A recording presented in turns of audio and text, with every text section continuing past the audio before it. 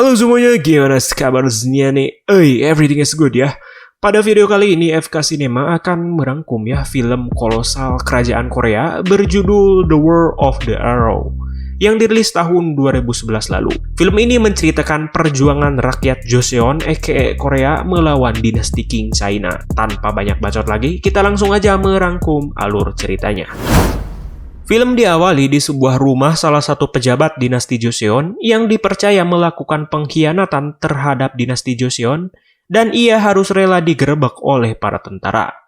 Pejabat itu memiliki dua orang anak bernama Namyi dan Jain. Guna menyelamatkan kedua anaknya, ayah Namyi dan Jain menyuruh mereka berdua untuk pergi ke daerah Gyeongseong menemui rekan ayahnya bernama Kim Mun-son. Namyi yang merupakan seorang kakak diberi amanat oleh ayahnya itu untuk menjaga Jain apapun yang terjadi. Mereka berdua pun pergi dari rumah itu sekaligus membawa busur yang ayahnya berikan. Keesokan harinya, Namyi dan Jain sampailah di Gyeongseong dan langsung disambut dengan ramah oleh Kim Mun-son beserta keluarganya.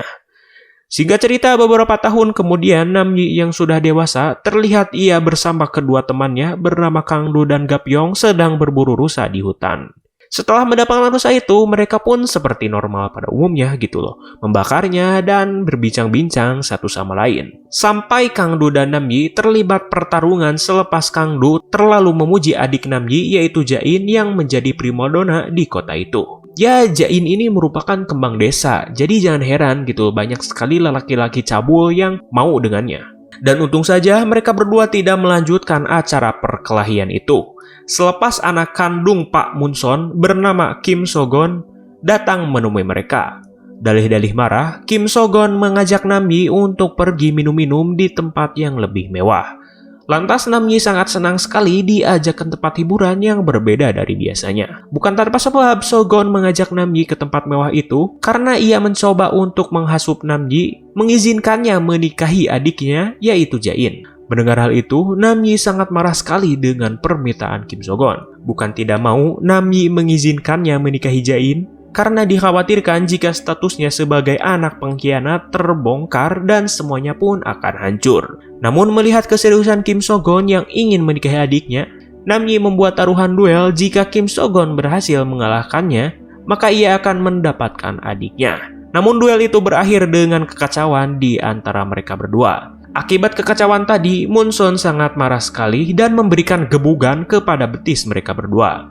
Karena sudah muak terhadap perilaku Namyi, Mun-son membeberkan rahasia perihal ayahnya yang berencana menjodohkan Jain dengan So-gon ketika ayahnya masih hidup. Mereka pun sangat kaget atas perkataan Mun-son tadi. Walaupun sudah ada perjanjian di antara ayahnya dengan Mun-son, tetap saja orang yang memberikan restu tanggung jawab terhadap Jain adalah Namyi. Oleh karena itu, Jain menemui Namyi yang tengah berlatih panah di hutan.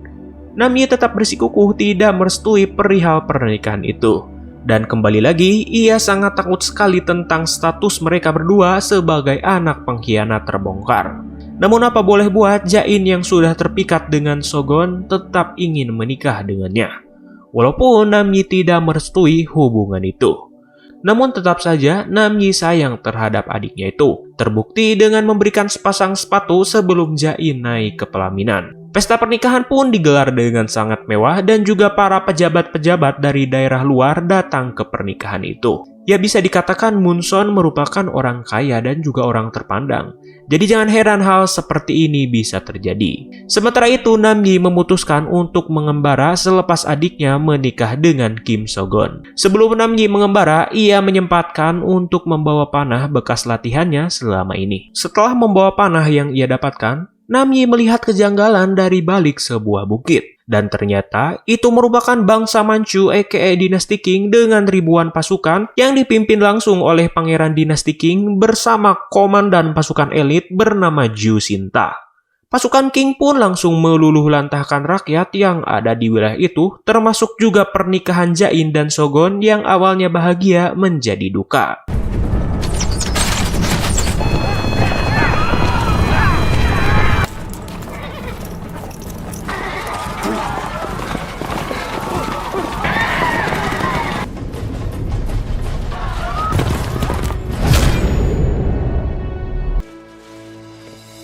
Sementara itu, ketika Namyi hendak melihat keadaan pernikahan adiknya, ia harus berhadapan dengan pasukan inti yang mengawal pangeran.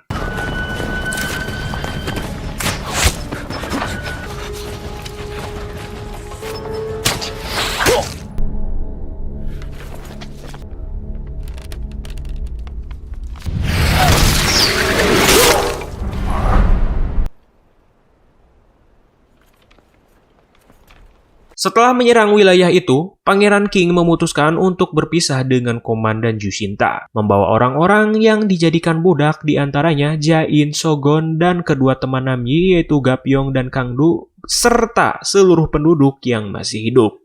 Sementara itu, Namyi selamat dari kejaran Jenderal Jushinta dan ketika ia kembali ke rumah, ia hanya melihat mayat yang bergelimangan dan juga jasad ayah angkatnya yaitu Munson yang sudah tidak bernyawa. Namyi hanya bisa menangis melihat keadaan wilayah itu yang sudah porak-poranda. Tidak ingin diam saja, keesokan harinya, Namyi langsung beraksi dengan membantai pasukan King yang tersisa, dengan ciri khas keahliannya memanah. Di penyerangan kali ini, Namyi menyisakan seorang prajurit dan menanyakan pergerakan Pangeran King bersama warga yang ia bawa. Setelah babak belur oleh panah Namyi, orang itu pun menjelaskan bahwa pangeran pergi ke wilayah utara dengan seluruh warga. Berselang beberapa saat setelah itu, pasukan elit yang dipimpin oleh Komandan Jushinta melihat jasad ketiga pasukan itu yang mati hanya dengan satu tembakan panah. Bukan itu saja, Jushinta semakin penasaran terhadap Namyi selepas salah satu prajurit mendapatkan teror mematikan dari Namyi. Merasa Namyi bukan pelekan-pelekan jangkrik, Jushinta memutuskan untuk memfokuskan perburuan terhadap Namyi. Di sisi lain, pasukan yang membawa rakyat Joseon sudah sampai di perbatasan yang menghubungkan dinasti Qing dengan Joseon. Pasukan dinasti Qing semakin menjadi-jadi melakukan kebiadaban dengan mempermainkan orang-orang Joseon lalu membunuhnya. Tidak ingin berdiam saja melihat orang-orang dibantai, Songon memutuskan untuk melakukan perlawanan terhadap pasukan Qing. Keadaan pun semakin membaik selepas Namyi datang menolong mereka beserta orang-orang Joseon memberanikan diri melawan pasukan Qing.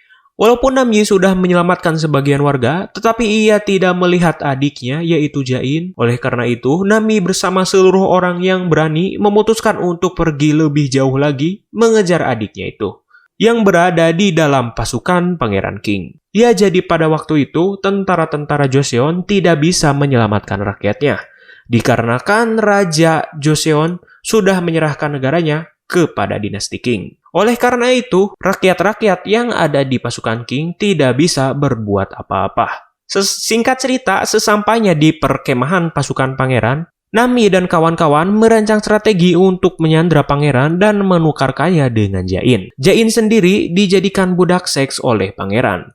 Dan ketika ia sedang makan, Jain hampir saja membunuh pangeran dengan tusuk sate yang ia pegang. Keadaan pun semakin menguntungkan Jain, hampir seluruh pasukan pengawal pangeran tidak ada di tendanya.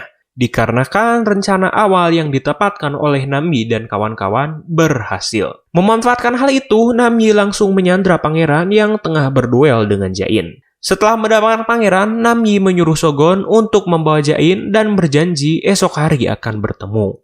Dengan beriringnya waktu, api sudah mulai padam dan percahayaan pun sudah mulai kurang. Oleh karena itu, Namyi memutuskan untuk membakar pangeran di hadapan para prajuritnya. Namun Namyi tidak bisa bernafas lega lebih awal karena prajurit King terus mengejarnya. Dan untung saja, kedua temannya yaitu Kangdu dan Gapyeong langsung menyelamatkan Namyi dari kejaran pasukan King. Namun mereka bertiga tidak bisa pulang lebih awal, karena harus berhadapan dengan jenderal pasukan elit yaitu Jushinta yang datang selepas melihat pangeran yang sudah mati terpanggang. 저것들은 또 뭐야? 화살촉만 무려 6명짜리입니다. 웬만한 기계식 순호보다 강하죠.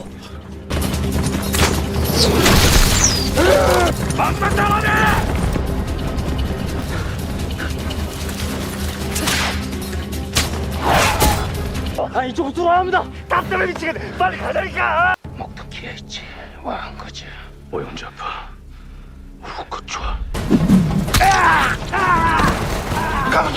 Karena sudah terluka parah dan juga mencoba untuk memperhadap pergerakan pasukan King, Kangdu memutuskan untuk menahan pasukan King dengan mengorbankan nyawanya demi melancarkan Namyi dan Gapyeong berhasil kabur. Sama halnya dengan Gapyeong yang merelakan dirinya menahan pasukan King.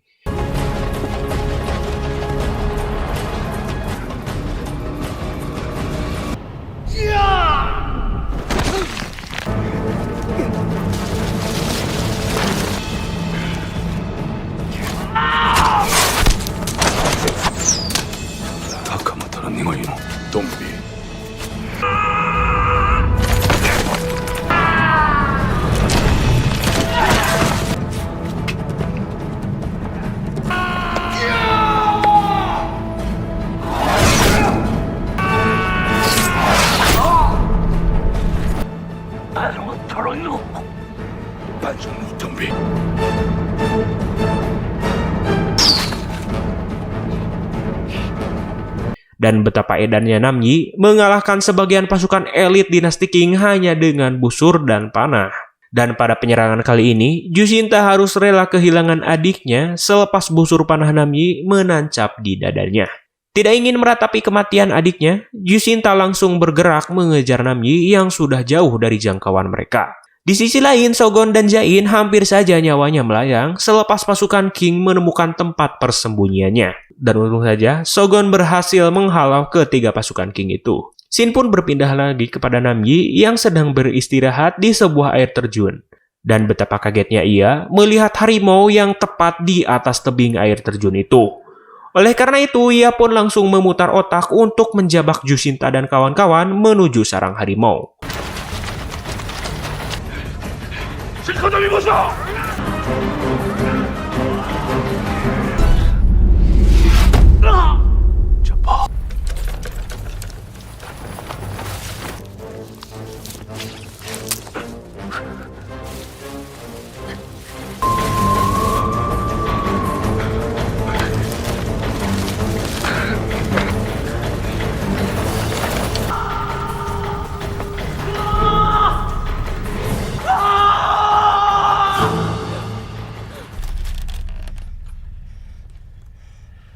Sesampainya di titik di mana harimau itu ada, rencana awal Namyi yang hendak menjebak Jushinta dan kawan-kawan hampir saja gagal. Dan tiba-tiba, harimau yang tadi menyerang mereka dengan brutal. Memanfaatkan hal itu, Namyi memutuskan untuk kabur dari Jushinta dan kawan-kawan dengan membawa 3 panah yang tergeletak di tanah. Sementara itu, Jushinta berhasil mengalahkan harimau dan membuat pasukannya makin berkurang. Walaupun demikian, Jushinta tidak ingin diam saja dan terus mengejar Namyi.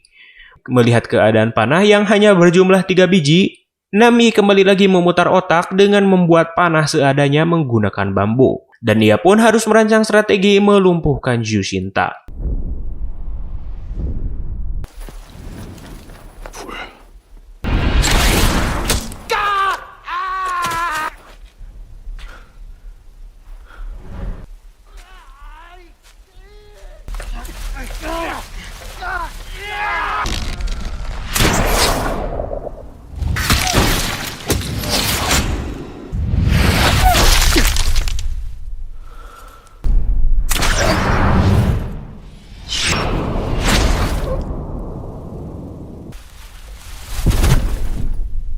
Dan pada akhirnya Namyi berhasil menaklukkan 4 pasukan yang tersisa dan berpikir bahwa Jushinta sudah die oleh panahnya tadi. Dan ternyata Jushinta hanyalah mendapatkan sedikit luka yang mengenai dadanya. Tidak ingin diam saja, Jushinta langsung mengumpulkan panah yang tersisa dan bergerak mengejar Namyi. Di sisi lain, Namyi sampailah di tempat yang dijanjikan oleh Shogun dan Jain. Namun ia hanya melihat pasukan Qing yang sudah tidak bernyawa sehabis Shogun hajar tadi. Oleh karena itu, ia pun bergegas menelusuri jejak yang ia temukan. Dan sampailah Namyi di sebuah savana yang tepat di depannya ada Jain dan Shogun menyambut Namyi dengan kebahagiaan. Tanpa ia sadari, ternyata Jushinta menembaknya di atas bukit.